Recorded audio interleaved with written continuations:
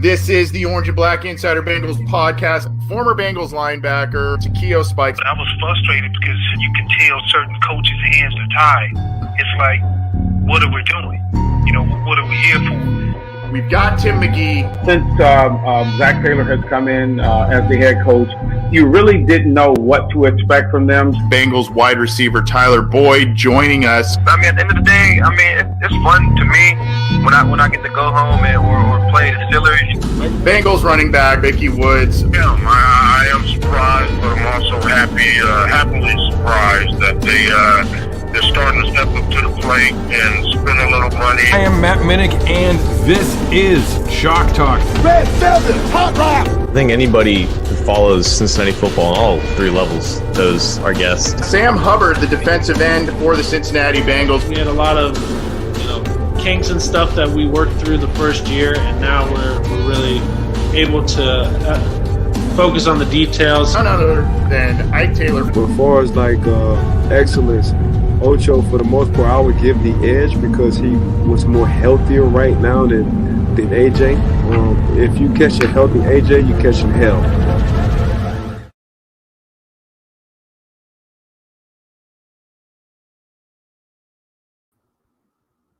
What's up, everybody? It's Anthony Cosenza with CincyJungle.com and the Orange and Black Insider Bengals podcast. Happy Tuesday to you. Sorry that we did not come to you on Monday with the news and notes and water cooler chat that we usually do. Life happened. It was a holiday for some of you anyway, so hopefully you enjoyed the holiday weekend. And, I feel a little flaky, guys. I apologize. I said that we were consistent on Mondays. We didn't do it yesterday on Monday. And then I said, for those of you who follow us at Bengals OBI on Twitter, I said, hey, we're going 2 p.m. Eastern. We're going to be there. And here we are an hour late. So life is getting in the way, but I'm glad that all of you are joining us regardless. We've got some news and notes with the Bengals, the AFC North, and the NFL to get to.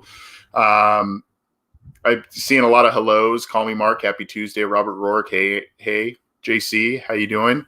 Everybody. Chris Hubbard. Good to see all of you guys. Rob Friend. All of you. Great to see all of you. Rob Friend, Cincinnati got a lot of snow yesterday.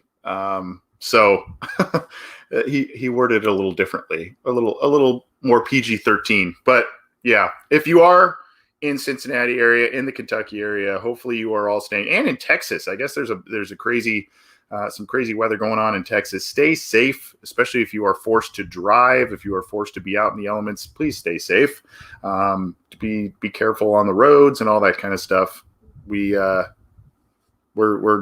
hoping for the best for all of you as you go and brace through all those elements. Hey, let's get to some news and notes. There's a lot to get to once again on the water cooler chat. Why do we call it the water cooler chat? In case you're new around these parts, we do that because whether you are in a virtual office, whether you're back in a true office setting, a lot of times all of us get together and talk a little football, talk some sports. And when it comes to the Cincinnati Bengals, when it comes to the NFL, you can sound like the most educated person in your office in terms of Bengals news, NFL news, all that good stuff.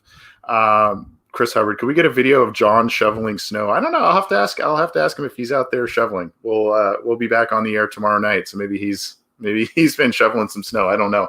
I don't have that issue where I live, thankfully. That doesn't sound like a fun chore. So I don't have that issue in Southern California. Thankfully.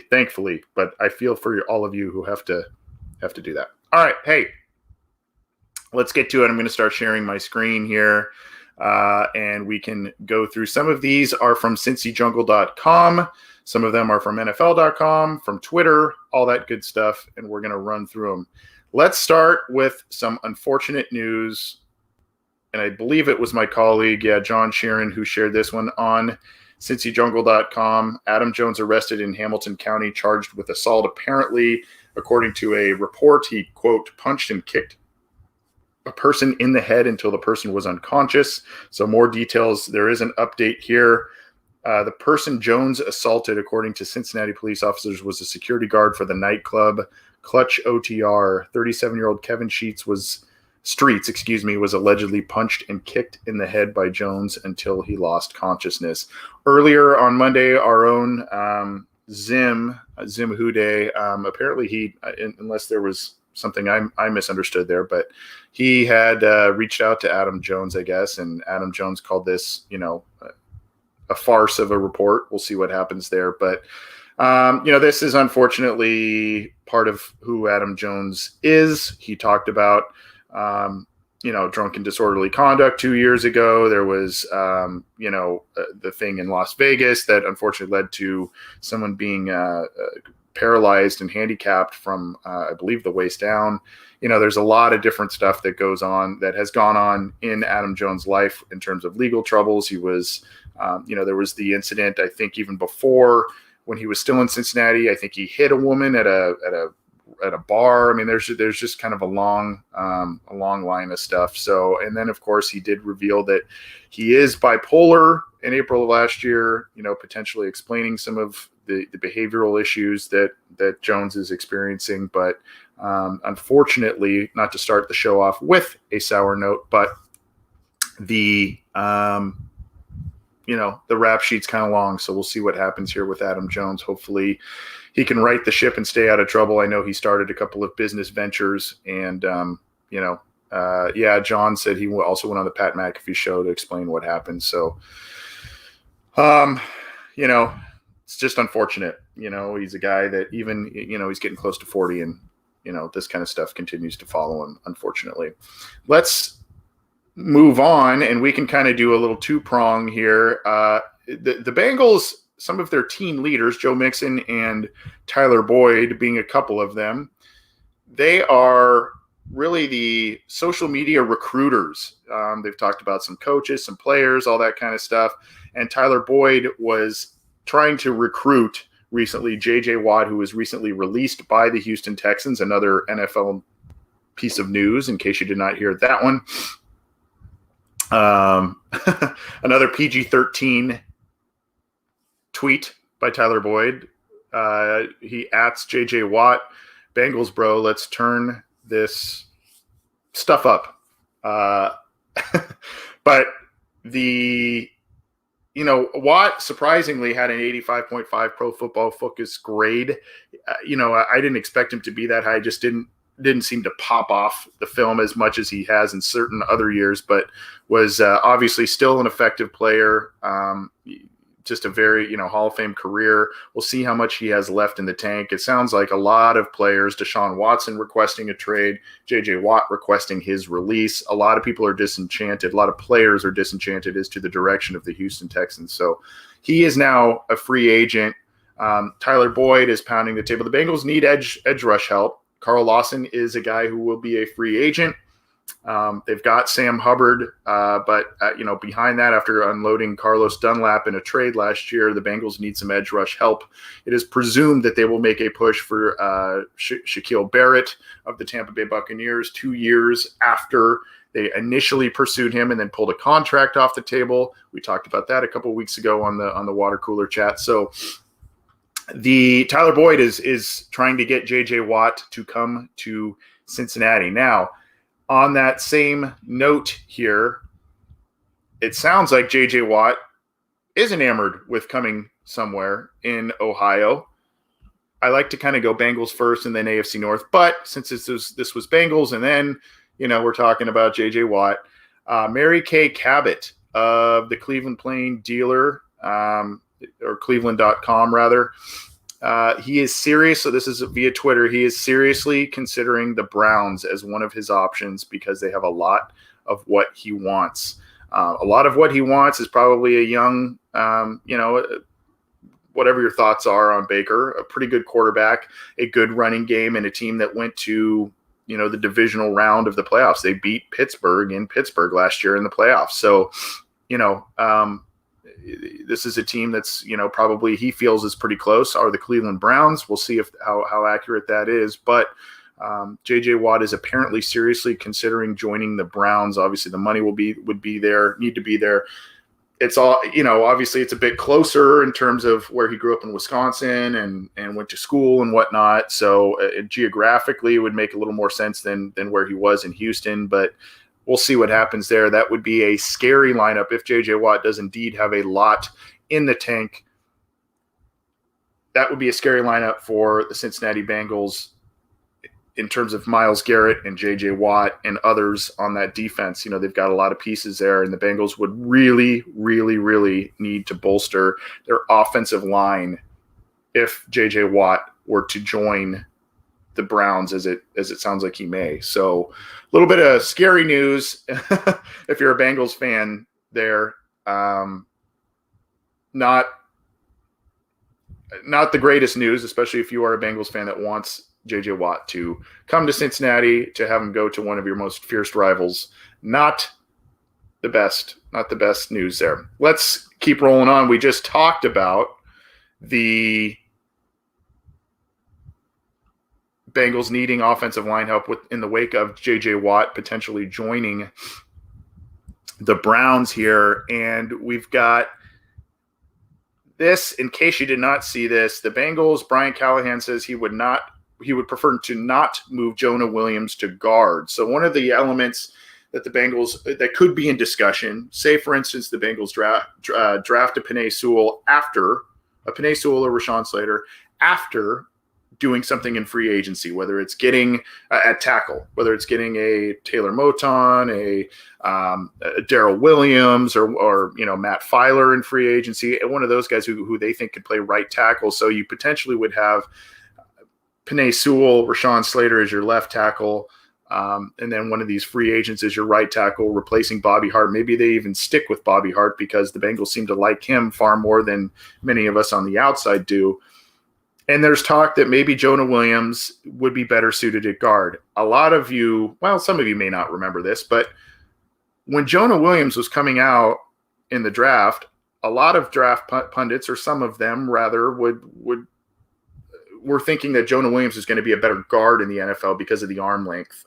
He doesn't have the longest arms, ideal arm length as a tackle in the NFL. I remember Daniel Jeremiah definitively thought that he was going to be an elite guard at the next level, maybe a pretty good tackle. That was kind of the take from Jeremiah of NFL.com, and we'll hear from him in just a second too. But that's not seemingly in the cards for Brian Callahan, the Bengals offensive coordinator. They don't want to move him inside. They like what they saw there, even in limited snaps. You see here, quote, Jonah played only a handful of games at left tackle and played well. I see Jonah as a young ascending tackle, and to move him at this point off the tackle spot would probably be a disservice to him.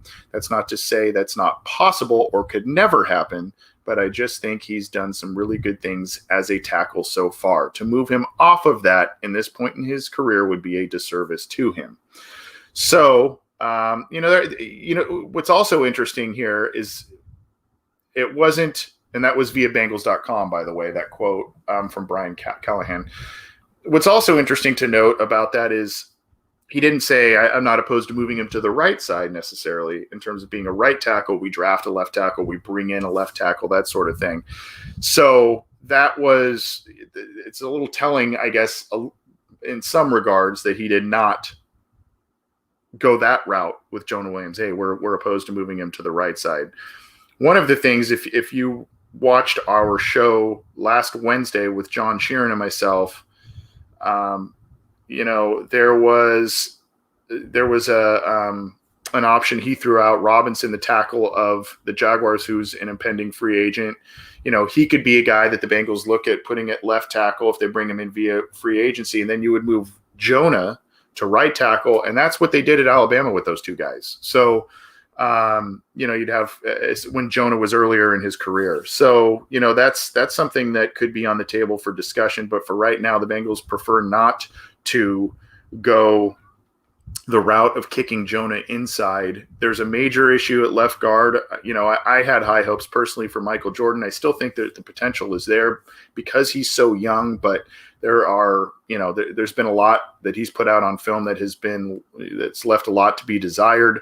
The Bengals need to figure out what they're doing with Quentin Spain. They need to figure out the right guard spot. If you were able to draft a guy, also get a guy in free agency, two different tackles, and you move Jonah Williams inside, you would seemingly solve a lot of issues on the offensive line. But it seems as if they view, and rightfully so in a lot of respects, they view Jonah Williams as a tackle, probably a left tackle, So we'll see if those words are hollow come draft time, come free agency with what the Bengals are going to do. There's some reports out there that the Bengals are going to throw some big money at offensive linemen, whether that's a guard or a tackle. We're not completely sure yet, but it sounds as if the Bengals will be at least somewhat big spenders in free agency, which would be a refreshing change, especially in back-to-back off seasons. That would be a refreshing change comparative to what we've seen in years past. Again, I'm Anthony Cosenza. This is the Orange and Black Insider Bengals podcast, part of the Cincy Jungle Podcast Network. Happy to have you joining us live, or if you're downloading us after the live stream, thank you for doing so. Please leave us a review on your favorite streaming platforms. We're on all of them, so check us out. Get the program how you can. Try and join us live when we go live. We appreciate the support, and it's great to have all of you with us, joining us today on Tuesday. Usually this is up on Monday afternoon for you all, but happy to have you joining us Tuesday. The Cincinnati Bengals are kind of once again, they're last year when the Bengals had this nice draft, they had the good free agency, and in the summer, all of a sudden, they got the buzz a little bit. Peter Schrager of NFL Network and some folks at CBS and others were saying, this is a team on the rise right now. This is a team that could compete for the playoffs right now. Well, they lost a lot of the one-score games. They had to get in a lot of shootouts. They had to put a lot on Joe Burrow as a rookie without any training camp, really, or any preseason games. So they put a lot on their rookie quarterback. Ultimately, he got hurt, and things kind of fell apart. Well, now they've got a top 5 pick again this year, potentially poised to spend some money in free agency, as I mentioned earlier. And now we've got some people jumping on the bandwagon early again, at least in terms of those at CBS Sports. They say that they are primed to make a major leap in 21. This is courtesy of Jason Markham, lead guy at cincyjungle.com. Basically, they wrote they've won 6 games, and this is from Cody Benjamin of CBS Sports. They've won 6 games in 2 years with Zach Taylor, 6 games combined, plus the tie. Can't forget the tie. But boy, oh boy, will Joe Burrow's return under center give them an adrenaline boost. For the second straight offseason, the Bengals also have a ton of money to play with, meaning they can continue to surround their young quarterback with talent. Maybe it's up front, please. Maybe it's another weapon to fill out an already promising wide receiver core. Either way, if Burrow can stay upright, since he should easily be bound for an improvement over 4-11-1, it helps that rivals like the Steelers could be due for regression as they battle age, cap issues, and quarterback questions. So CBS Sports they are a fan of the direction the Bengals are heading, based on their last year's draft class, last year's free agency, guys getting healthy, coming back, Joe Burrow, DJ Reader, many, many others. And then, of course, the high picks that they have this year, again, with the top 5 pick that they have and the top pick in the second round, you're kind of getting almost another first rounder like you did with T. Higgins last year. You're getting a guy who, by all rights, should be a first-round talent. That's usually how it happens with those first handful of picks in the second round. With where the Bengals are slated to pick, that should be a first-round talent that they are grabbing in that spot. Now, who knows if they move back, collect more picks, or what they end up doing. But the Bengals should be in a good position to improve their roster, both just by getting guys back healthy, but also in additions in free agency. More, hopefully this year too, there are the preseason games, not to get guys injured, but to get them more experience. This is still a young team, and they're going to get even younger when they're supposedly shedding the contracts of Geno Atkins. It sounds like AJ Green's not going to be back, so there's some of your older guys that are probably not going to be retained on this team. You already let go of another veteran guy in Carlos Dunlap, so this team's getting younger. And when you've got a bunch of second-year guys, third-year guys, and they didn't have the preseason last year. They had a watered-down training camp. Hopefully things start to normalize this year where guys can potentially do that and have a little bit more game-like experience with the preseason and whatnot. And, with the new additions and this team being young, they would need that. But I think that, like CBS Sports says, I think a lot of us feel that they are headed in the right direction. They've made some good picks. Now, if they impress us once again with what they do in free agency and in the draft, then it's going to be up to the coaches. It's going to be up to the coaches to perform and mine that talent out of some of these guys because, another, 4-win season, even 6 wins, depending on what this roster looks like and how a lot of people perceive it, even 6 wins may not be enough this year, even if there is perceived growth. I think that may not be enough for a lot of people to put belief into this coaching staff. I think this team needs to make a pretty significant step forward in terms of its record, wins, losses, and overall performances in close games, all of that. I think there needs to be some statement.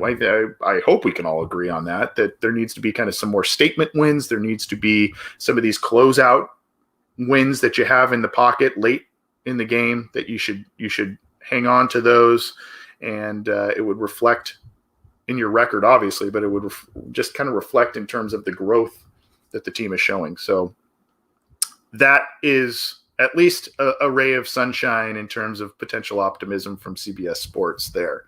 Let's keep rolling with some things here.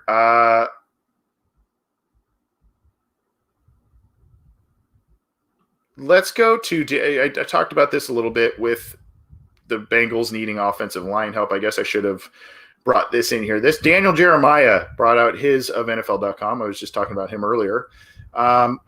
Daniel Jeremiah brought out his mock draft 2.0. Now, the first go around, Daniel Jeremiah had the Bengals taking Rashawn Slater with Penei Sewell still on the board. He had Sewell going number 10, all the way to number 10 to the Cowboys, which shocked a lot of people because some people seem to be convinced that there is no way in hell that Penei Sewell is going to be available when the Bengals go on the clock at number 5. I'm telling you that it definitely is a possibility. It's a strong possibility he's not there, but we see this every year, guys. We see this every year that we say, there's no way that guy's here. There's no way that guy's going to be there when the Bengals pick. There's no way that guy's going to be. And lo and behold, there are players available that we all swore up and down were not going to be available, and yet there they are. So there is a distinct possibility that Penei Sewell could be gone by the time the Bengals pick. There is a distinct possibility that he could be available because of the amount of quarterbacks that seem to be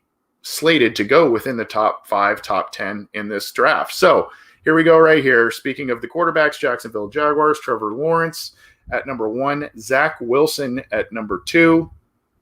You've got Jamar Chase, one of the guys that a lot of us think is and will be a Bengals target at number 5, especially depending on how these first 4 picks play out. They have him going to the Dolphins at number 3 overall. Then you have the Falcons getting the heir to Matt Ryan, Justin Fields, the Ohio State quarterback. And here he is right here, Penei Sewell, Cincinnati Bengals, number 5 overall here. And he mentions Kyle Pitts. That's another guy who's been mocked to the Bengals. Jamar Chase has been a guy that's been mocked to the Bengals. But he has Sewell going here and not Slater. So Penei Sewell is the pick for the Bengals by Daniel Jeremiah in his most recent mock draft. Now, Pitts goes the next pick later to the Eagles because apparently the Eagles are shopping Zach Ertz. We're going to talk about that in just a second too. So they've got Dallas Goedert, but they are trying to shop Zach Ertz for a trade. And if they were to do that, then Kyle Pitts, he says, would be their pick. And then, of course, you've got some others. Trey Lance going to the Panthers at number 8. There is a report as well that just came out today that the Panthers are going to give up whatever is necessary for them to be able to trade for Deshaun Watson. So that's another headline out there that's been hitting the airwaves recently. The Panthers are looking to potentially make a splash and get Deshaun Watson and pair him with Joe Brady in Carolina. So, and Matt Rule there. So, here, though, he has them getting Trey Lance. Of course, this is pre-free agency. Just going through here again, you've got kind of a run on corners, edge rushers. You've got Rashawn Slater going to San Francisco at 12. San Francisco just keeps bolstering their offensive line. I guess that would be the replacement for Trent Williams there. You've got kind of a run on wide receivers. He has the 2 Alabama wide receivers, Waddle going 13 first to the Chargers, and then Devontae Smith, Heisman winner, going the very next pick to the Vikings. Man, Devontae Smith and Justin Jefferson on the same team. That would be, and Adam Thielen. That would be crazy. One of the guys I like a lot is an offensive lineman. Initially a guard, could kick out to tackle. Elijah Vera Tucker. I'm going to Arizona at number 16. So that's another guy maybe that could be on the Bengals radar depending on where he falls and if the Bengals move back. Christian Darrisaw, another guy who is very talented from Virginia Tech, going to Washington football team at 19. Then you've got, a couple of other guys here, edge rushers, cornerbacks. Pittsburgh shoring up their offensive line with Jalen Mayfield, a kid out of Michigan. And then here, Trayvon Moehring to the Ravens, a safety, pick number 27. Browns pick before Joe Tyron, an edge rusher. Here's the interesting one, Mac Jones, the quarterback going to New Orleans to replace Drew Brees. They do have Jameis Winston on that roster, but it sounds like Brees is probably going to retire. And then you've got Tevin Jenkins, a tackle for the Packers, Azeez Ojulari, Landon Dickerson, and Nick Bolton, a linebacker for the Bucs. So what was that? Four quarterbacks in the first round, according to Daniel Jeremiah, but he has Penei Sewell being the pick for the Cincinnati Bengals. So that's got to be one of the. I mean, that really, if the Bengals stay put at 3, it's got to be one of 3 players at this point. You would think maybe Slater's in that discussion, but you would think, and maybe they end up liking Slater more than Sewell, but you would think it's either Sewell / Slater. It's one of those two guys, and then you probably have to choose, Pitts, Jamar Chase, and you kind of take those 3 or 4 names and you say who's left. And what have we done in free agency, and then make that pick from there. But I think those are all the guys in that discussion, or should at least be at the, the whittled down options with that pick at number 5 for the Cincinnati Bengals. The fellas over at Stripe Hype put out a mock draft, a 7-round mock draft for the Cincinnati Bengals. I thought it was kind of interesting. This is by Hunter Bittinger. This was put out on Valentine's Day. Basically, this is Jamar Chase and Penei Sewell off the board. So if those and then he's got a trade going here where the Bengals get pick number 9 from the Broncos. The Broncos move up. So there's some scenarios there. Round 1, and doing so with that first pick then and moving back, Rashawn Slater from Northwestern is the pick, according to Hunter Bittinger, at number 5 for the Bengals. He notes Daniel Jeremiah as the pick there. Then he goes an interior offensive lineman from Ohio State, Wyatt Davis, a guy who is very talented. Unfortunately, the Cincinnati Bengals have not had good luck when they've drafted interior offensive linemen from Ohio State in recent years. Billy Price still trying to get a stranglehold on one of the starting positions, whether it's center or guard, and Trey Hopkins has easily leapfrogged him for the center position, but we may see Billy Price be the guy who starts for the Bengals at center early in this season because of the knee injury to Trey Hopkins at the end of the year. So Wyatt Davis would be an intriguing pick. It just hopefully would break a string of some, and then Michael Jordan being the other, hopefully it would break a string of some non-successful picks by the Bengals in terms of Buckeye interior offensive linemen in recent years. Joseph Osai, an edge rusher. Bengals need help there, and that would be these are the 2 picks, by the way, in the second round based on that trade with Denver. That's the scenario here. We'll go to round 3 and we'll end it here. You've got Ifeatu Melifonwu, hopefully I said that right, the cornerback from Syracuse, in the 3rd round, and then Davion Nixon, the defensive tackle out of Iowa. The Bengals need interior defensive line help. That's another sneaky need. So if you've got Geno Atkins supposedly on his way out, Josh Tupou opted out last year, so he's got to play catch up a little bit, I would think. Potentially, I don't know whether it's getting into shape or just kind of getting back in the groove of things after taking a year off. You've got Renell Wren, but he missed the entire year with an injury as well, so he's got to play catch up. Mike Daniels is an impending free agent. He was on a rental deal there, so there's a lot of moving parts there in that interior defensive line. The Bengals need to get some production. They need to get some health. And then, of course, you got DJ Reader, who missed most of the year, too, as an interior defensive lineman. But he looked pretty productive when he was healthy. It's just a matter of the Bengals getting some bodies in there and guys that can stay healthy.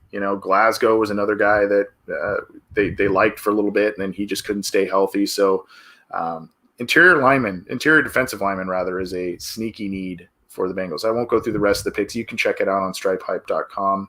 A 7-round mock draft with certain players off the board and trades being engaged in at stripehype.com. Royal Flush 513 says, why not re-sign Daniels at a bargain basement price? I would think that both sides would want to make that happen. The Bengals could get a nice, a manageable deal on a guy who's at the end of his career but still is showing productivity. And Mike Daniels, he's been on our show a couple of times. Mike Daniels has said that he loves the city of Cincinnati, and he seemed to really like his year here. He had an injury, but came back from that a lot quicker than a lot of people thought. And, the stat sheet doesn't jump out at you, but, he was a guy that was just productive. He was very active, caused pressure, and seemed to be kind of a leader for this team, even as a guy who was only here for a year. So I think a lot of people would be fine with Daniels coming in and being a rotational player. I think to be fair to Daniels too, he was pressed into a role that was not envisioned for him when they signed him. The idea was you've got Daniels, you've got Gino, you've got Gino, you've got DJ Reader, and then you've got Daniels to come in and mix up the looks and keep guys fresh, especially Gino, who was at the end of his career. But if you keep him fresh, he could be productive. You've got Daniels who could be productive, but it's just with all of the injuries up front, Daniels had to play a lot of different roles and a lot more snaps than they envisioned. So if they can get him back on a manageable deal and that he wants to come back here, I think that's great for both sides. And obviously if he can still be productive and if they could kind of keep a manageable role for him by bolstering up the defensive line, I think that's a good way to do it.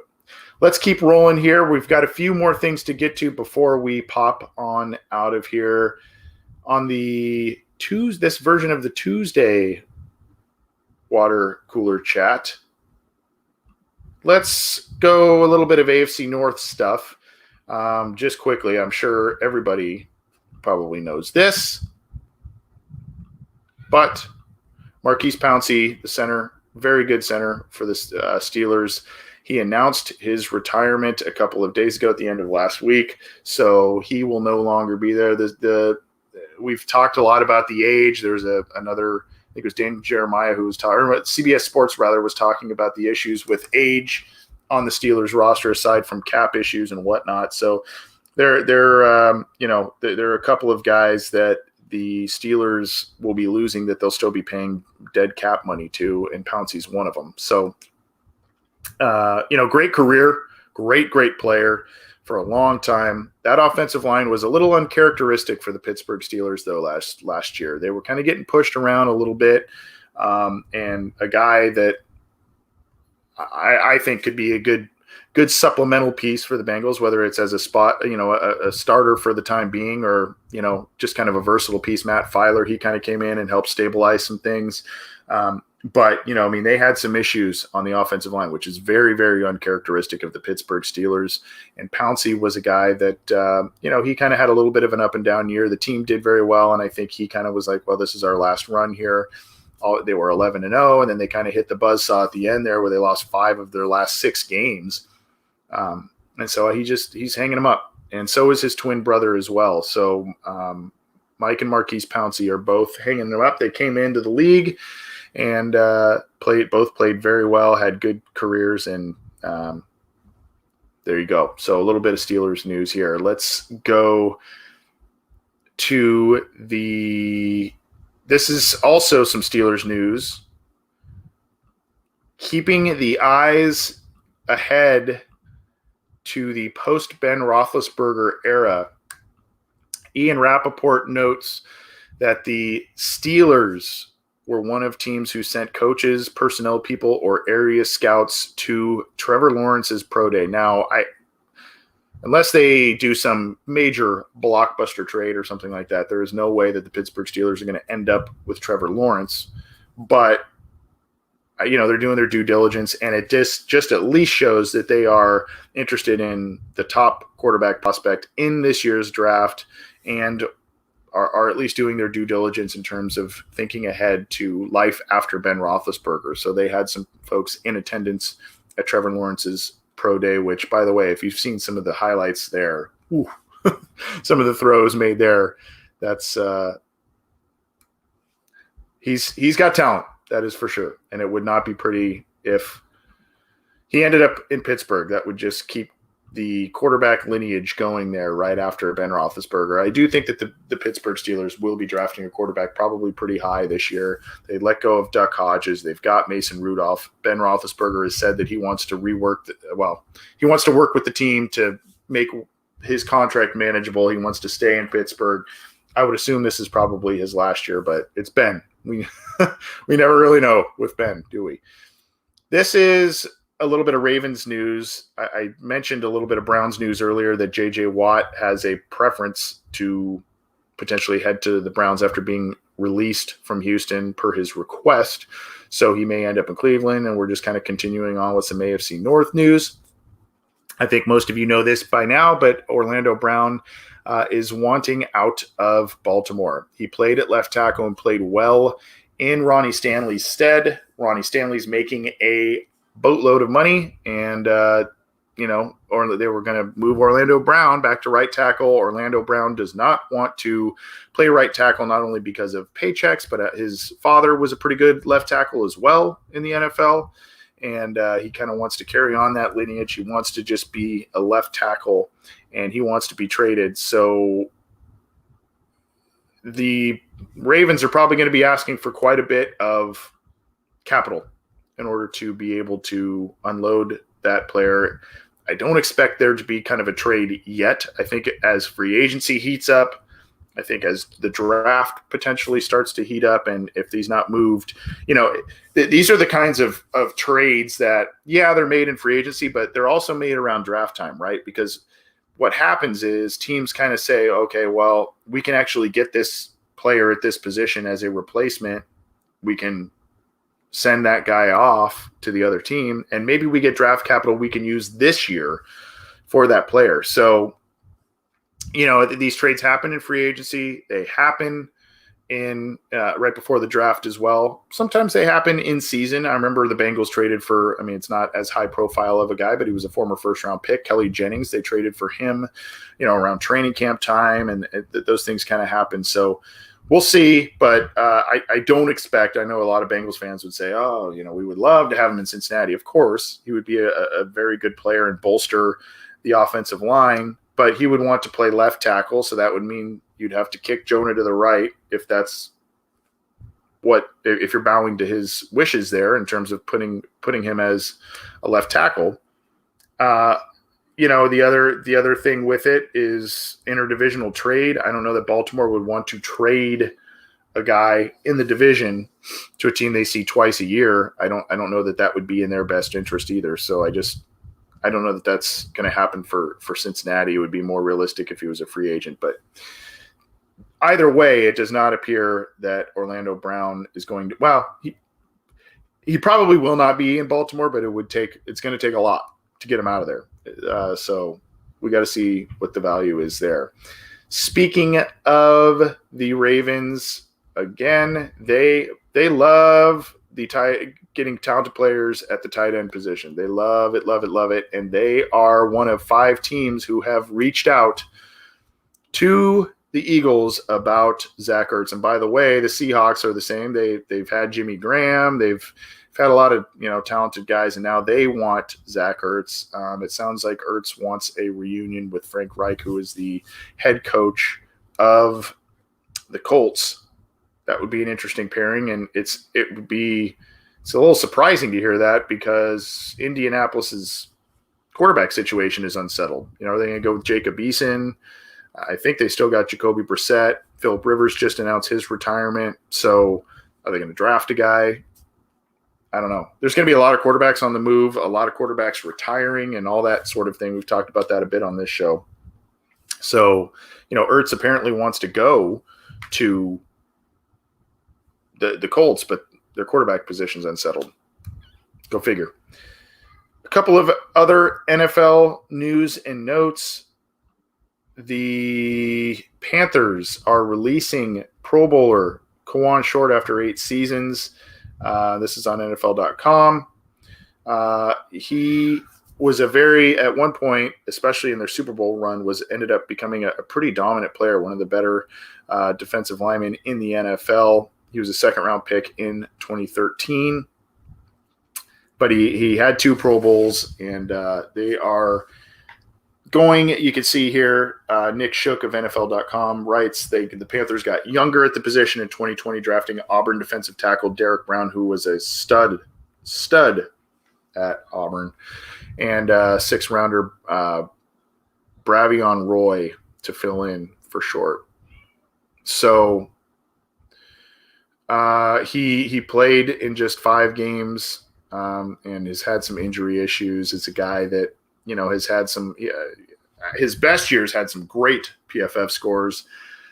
Later had some not so great ones. And if you remember here, it mentions Star Latulele, another guy that was, he teamed up with Kawan Short and they made a dominant pair inside for the Panthers. When Cam Newton took him to the Super Bowl, it was just a really good defense as well. So, they're releasing him. This could be another one of those options for the Bengals if they decide maybe not to do the Mike Daniels route. Maybe he's a guy they bring in as a rotational player, a guy they get on a value deal. Here's the thing. I mean, if he's been battling injuries, you've been injured on that. If you're the Bengals, you've been injured on the interior defensive line. I don't know if going to a well of a player that's been, battling some injuries is the best thing for the team, but it's a name, it's a former high draft pick, and the Bengals tend to like to try and go in free agency. They tend to like going after those guys to mine what is left out of their career. If their prime days are behind them, maybe they can mine that out of them a little bit. Mike Zimmer was great at doing that on defense when he was a coordinator of the Bengals. So, they've gone down that road before. We'll see if they want to continue going down that road with Kawan Short, but he is being released by the Carolina Panthers. Tom Brady, according to Bruce Arians, came to the Buccaneers to, quote, try a different way. I guess try a different way, meaning try a different way from the Patriots way. And by the way, how annoying is the phrase "the Patriots way"? Sometimes I just hear it. You've heard it so many times over the years. It's like, ugh. Anyway, Arian said via JoeBucksFan.com, I think his competitive spirit is so strong that he wanted to do it. He wanted to show people. I've never said anything bad about Bill Belichick. I know everybody tries to say I do. His record speaks for itself. He is probably the greatest one ever, but I think Brady wanted to try a different way. That's kind of a little bit of the story where, when Tom Brady was entering free agency, you were kind of like, in the early, when you were looking at it, and at the end of 2019's regular season and all of that, you're going, there's no way Tom Brady's going to leave the Patriots because it's Brady and Belichick, right? And then as the offseason started to unfold and more time started to pass, you started to hear more and more about a disconnect between Brady and Belichick, and that Brady just kind of wanted a fresh start somewhere.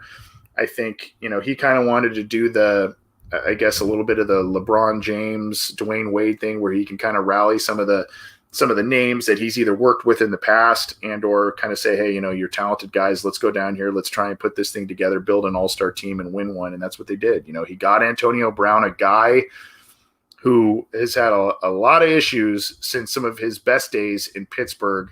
He had a brief cup of coffee with the Patriots and Tom Brady, and Tom Brady still believed that he could help the Buccaneers, so they picked him up. He had a nice stretch towards the end of the season. Obviously, he recruited Gronk, or maybe even vice versa. I don't know exactly how that all worked out, but he got Gronk to come out of retirement, and Gronk had a huge Super Bowl. So, that's he just kind of wanted to go do it on his own, and I think that's kind of what made. I was always impressed, obviously, with Tom Brady and everything, but I think that's what was most impressive to me was just the fact that, he went away from the system, he went away from the coach. And he was the one who had the high amount of success, whereas the coach was kind of left sitting. Now, in truth, Belichick kind of got the short end of the stick there because a lot of valuable players opted out of the season because of COVID. And, the Patriots were in a little bit of rebuilding mode. Even with Tom Brady under center, they just needed some more help. And, I think you saw at least what Tom Brady was able to mask on that team in 2019. So, but he goes to Tampa Bay, wins the Super Bowl, and, now you've got some kind of, how does that legacy look? A couple questions like that. So, Robert Rourke says only two teams were interested in Tom Brady, Tampa Bay and the Chargers. That was it. Unbelievable. Yeah. I think they looked at the price tag and maybe the age, and that was the other thing is how strong is his arm at 42, 43 years old? How does he have a lot left in the tank? And it started off pretty well. It hit some major skids in like November for the Bucs, and then they put it together, scraped together, and won 3 road games in the postseason, and then had kind of the quote unquote home game, and won the Super Bowl at home, which was kind of cool for them. But he just wanted a different look. I don't want to end the show on a somber note, but we cannot we have to talk about this. I don't want to use a double negative there. We have to talk about this. Vincent Jackson, 3-time Pro Bowler, former Chargers and Buccaneers receiver, dies at 38 years old. Kind of an odd story here. A sad story, obviously, but also an odd one. I had seen some reports that Vincent Jackson was, I believe, some close to him thought he was missing for a little bit. The police found him, did a welfare check on him. They thought he was fine about 2 days before he passes away, and he is found dead in a hotel room in the Tampa Bay area. 38 years old. He was staying at the Homewood Suites in Brandon, Florida since January 11th. And so you see here this paragraph, the discovery followed an effort from police to locate and speak with Jackson just 4 days earlier as a result of a missing persons report filed by Jackson's family members. Authorities found Jackson at the Homewood Suites and spoke to him, assessing his well-being before canceling the missing persons case. So they went in there.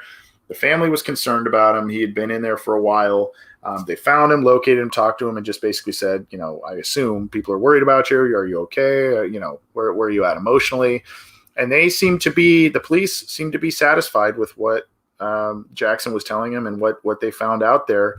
So they left, and just a few days later, he was found dead in the hotel room. Now, this is interesting. There are no apparent signs of trauma in regards to Jackson's death, according to the sheriff's office. I don't like to give a lot of details on that kind of stuff because I always try and edge on the side of respecting privacy, especially when you're talking about someone's death. But that's just kind of, I found that to be kind of an important aspect because, obviously there's talk at just 38 years old and all this he was staying at a hotel for a long period of time. All this kind of stuff. Was suicide the factor?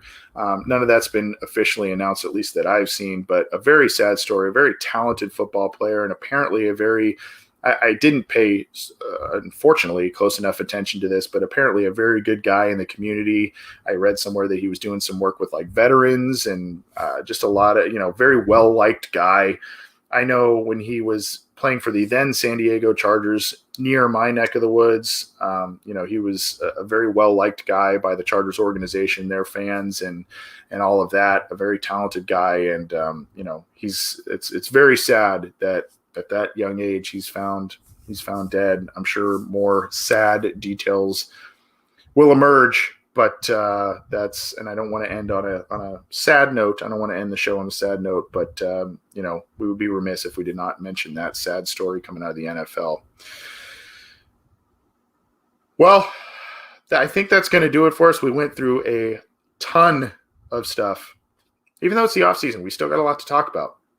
And I'm happy that all of you joined us live. I'm happy that all of you, if you were unable to join us live, I'm stoked that you're downloading after the fact. I appreciate it. We will see you on Wednesday evening for the grand show with myself and John Sheeran. We'll be doing some more listener questions live. The other thing too, please, if you can, donate to the Ken Anderson Alliance Foundation. He was on our show recently. We are scraping together our own big donation to get some cool swag that we are going to give out to some listeners. We're going to kind of see how that works out there. But if you can make a donation, please, to the Ken Anderson Alliance.